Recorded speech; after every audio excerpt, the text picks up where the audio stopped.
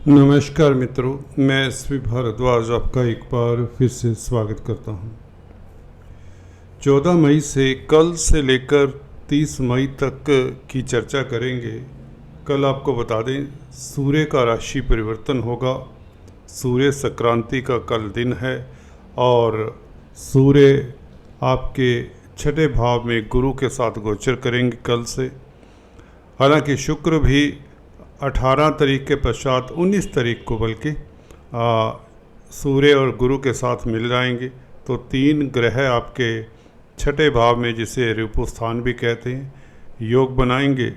इस योग के कारण आपके लिए स्थितियां कितनी बेहतर होने वाली हैं, इसके ऊपर हम टिप्पणी करने जा रहे हैं। काफ़ी महत्वपूर्ण रहने वाला ये वीडियो, काफ़ी लाभदायक विश्लेषण करने जा रहे हैं, क्योंकि सूर्य छठे भाव में क्रूर ग्रह के नाते बहुत अच्छा फल देने जा रहे हैं। हालांकि पंचम भाव में सूर्य का जवाब नहीं, बुध के साथ सूर्य का योग चला आ रहा था।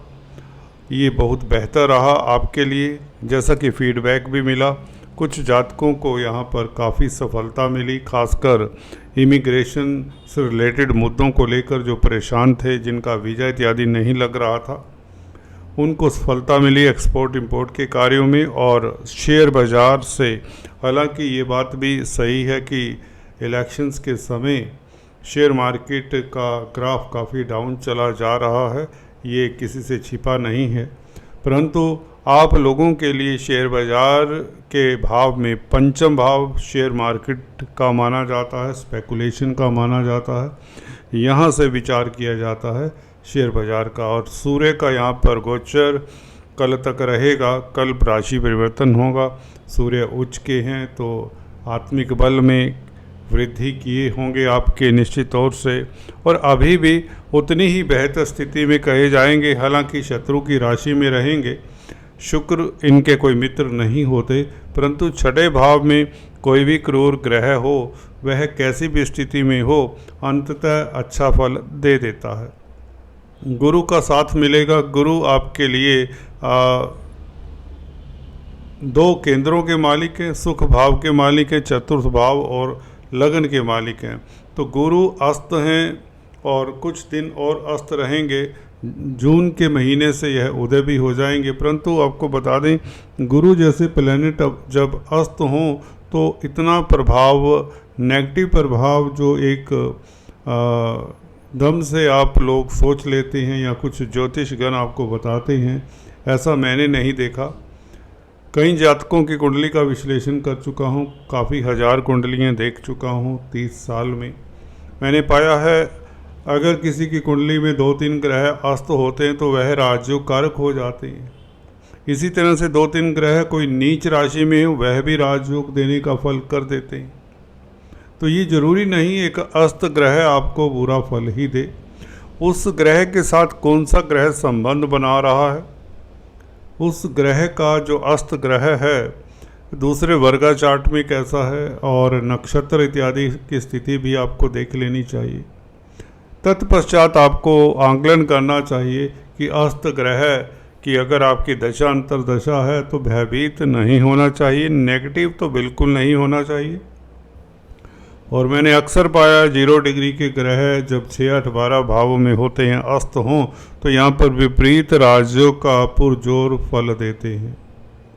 चलिए, हम गुरु की बात तो नहीं कर रहे इस वीडियो से, हम चर्चा करेंगे सूर्य की। सूर्य आत्मा के कारक हैं, शासन सत्ता के कारक हैं, पिता के कारक हैं, और आपकी काया में जो आपके शरीर में हृदय धड़कता है उसके भी कारक हैं। तो सूर्य नारायण की आपके ऊपर अनुकंपा रहेगी, ये बात तो सही है, क्योंकि भाग्य भाव के मालिक छठे भाव में आ जाएं तो नौकरी को लेकर कोई दुविधा रही है, जॉब को लेकर वह दुविधा अगर पीछे उच्च के सूर्य के कारण ख़त्म नहीं हुई, नौकरी में परेशानी बनी रही या नौकरी की तलाश थी परंतु वह तलाश अभी भी जारी है इस अवधि में भी, तो आपको 30 मई तक मैं ये बताना चाहता हूँ कि कुछ न कुछ परिवर्तन नौकरी को लेकर शुभ परिवर्तन हो सकता है। इसकी संभावना इसलिए है क्योंकि गुरु का साथ मिलेगा सूर्य को। गुरु लग्नाधिपति हैं, पहले भाव के मालिक हैं और भाग्य भाव के मालिक सूर्य हैं, तो लग्नेश का सीधे से संबंध सूर्य के साथ हो तो आप भाग्यशाली हो जाते हैं। और विदेशी कार्य अभी भी अच्छे रहेंगे। और अगर आप मेडिकल क्षेत्र में हैं तो सफलता मिलेगी। धर्म कर्म के कामों में आपको सफलता मिलेगी। अगर आप अच्छे कार्य करते हैं, चैरिटी करते हैं, किसी के काम आते हैं, तो आप के ऊपर वाले का आशीर्वाद खास रूप से बनेगा। तो इस अवधि में जितना भी शुभ कार्य करें, जितना भी दान पुण्य करें, जितना भी प्रभु का भजन करें, ये गुरु को प्रसन्न करता है। गुरु सब कुछ देने वाले हैं। देव गुरु बृहस्पति आपकी कुंडली में तो सुख भाव के मालिक है, ज़मीन जायदाद पेरेंटल प्रॉपर्टी के मालिक हैं, पब्लिक में प्रतिष्ठा देने वाले। तो इस अवधि में गुरु को प्रसन्न रखें। गुरु को स्ट्रॉन्ग करने के लिए पुखराज भी धारण कर सकते हैं। येलो वस्त्र धारण किया करें इस अवधि में ज़रूर। और सूर्य के उपाय करने के लिए आपको बता दें, सूर्य को जल दें। आप निश्चित तौर से आप जो भी अवरोध हैं आपके रास्ते में दूर होते हैं। सबसे बड़ी बात यह भी है कि शुक्र का परिवर्तन भी इसी अवधि में 19 तारीख को शुक्र भी वृषभ राशि में, जैसा कि आप देख रहे हैं, सूर्य और शुक्र दो परिवर्तन हो जाएंगे इस अवधि में। तो शुक्र तो विपरीत राजयोग बनाएंगे, और क्या चाहिए। छठे भाव का मालिक छठे भाव में हो तो कर्जे से जो परेशान है उन्हें कुछ राहत मिल सकती है। कोर्ट कचहरी से, दुश्मनी से, या हिडन एनेमीज आपके कार्यस्थल पर जो तंग किए हैं, आपको परेशान किए हैं, तो उन परेशानियों से मुक्ति के कहीं ना कहीं रास्ते नज़र आते हैं। एक विडंबना कहीं ये कहीं कि छठे भाव में हालांकि ग्रह अच्छे माने नहीं जाते, परंतु यहाँ पर अच्छी बात ये है कि यही ग्रह आपके लिए तरक्की का कारण बनेंगे। इस अवधि में आपके धन की स्थिति बेहतर होगी, लाजवाब स्थितियां बनेंगी कामकाज को लेकर। विपरीत राजयोग के कारण अचानक से आप सोए से जाग जाते हैं, आपके पराक्रम में वृद्धि होती है।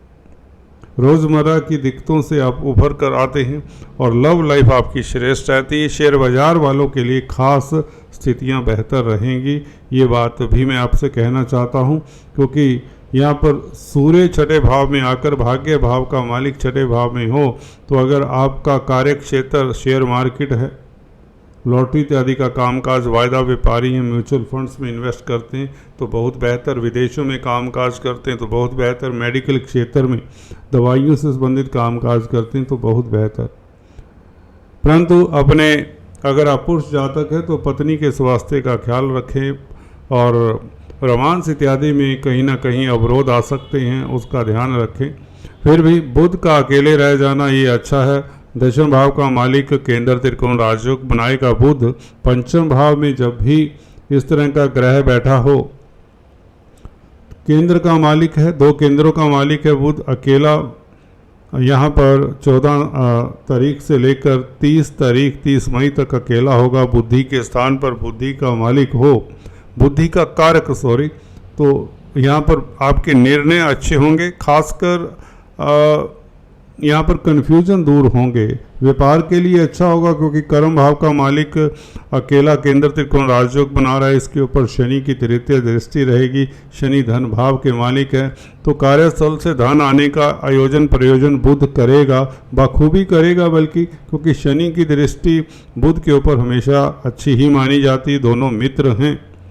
मंगल का भी परिवर्तन शुरुआत में हो जाएगा। मंगल पंचमेश होकर पंचम भाव में, तो देखिए अगर अभी शेयर मार्केट से थोड़ा सा डिस्टेंस बना लेते हैं तो अच्छा रहेगा। थोड़ा संभल कर खेलें या कम खेलें तो और भी बेहतर रहेगा, क्योंकि मंगल पंचमेश पंचम भाव में आ जाएंगे 1 जून से, तो तब स्थितियां और भी बेहतर बल्कि लाजवाब लॉटरी इत्यादि का कामकाज करने वालों के लिए हालांकि 19 तारीख से ज़्यादा बेहतर स्थितियां होंगी जब शुक्र विपरीत राजयोग बनाएंगे, परंतु फिर भी ये कहना चाहूँगा कि 1 तारीख से 1 जून से ये राजयोग बहुत बड़ा होगा। लाखों करोड़ों का फ़ायदा, अरबों खरबों का फ़ायदा हुआ करता है जब पंचमेश पंचम स्थान में हो, और बुध का भी साथ रहेगा। चलिए बुध तो आगे चले जाएंगे 1 तारीख से, परंतु अकेले मंगल पंचम स्थान में बैठे होंगे तो ये आपके रोमांस के लिए अच्छा होगा, लव लाइफ के लिए, छात्रों के लिए अच्छा होगा। नौकरी व्यापार के लिए अच्छा होगा और भाग्य आपका साथ देगा। अभी भी सूर्य का छठे भाव में भाग्यस्थान का मालिक होकर बैठना आपके लिए नौकरी से रिलेटेड, जॉब से रिलेटेड जो दुविधाएं हैं उसका सोल्यूशन कोई नज़र आएगा। आपके पराक्रम में वृद्धि होती है। क्रूर ग्रह छठे भाव में अच्छा ही फल देते हैं जैसे कि बताया। और शुक्र का विपरीत राजयोग विदेशी कामकाज में या ब्यूटी से related, cosmetics, readymade garments, jewellery से रिलेटेड, कला से रिलेटेड कामकाज में सफलता मिलेगी।